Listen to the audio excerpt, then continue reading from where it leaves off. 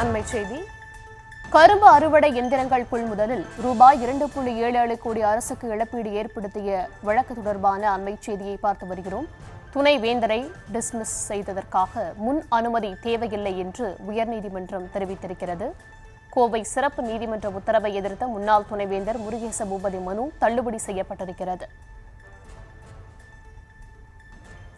விவரங்களை தர இருக்கிறார் செய்தியாளர் மதியழகன். மதியழகன், விவரங்களை வழங்கலாம்.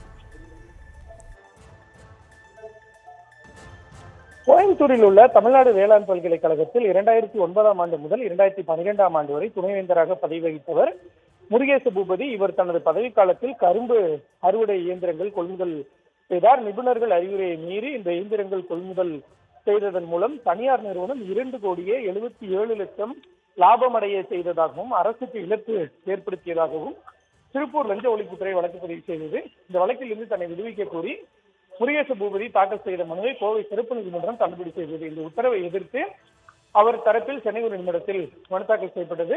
இந்த வழக்கு நீதிபதி டி பரத் சக்கரவர்த்தி முன்பு விசாரணைக்கு வந்த பொழுது அரசு ஊழியராக இருந்த முன்னாள் துணைவேந்தருக்கு எதிராக வழக்கு தொடர அரசு ஒப்புதல் பெறாததால் இந்த வழக்கு நிலைக்கத்தக்கதில்லை என துணைவேந்தர் தரப்பில் தெரிவிக்கப்பட்டது.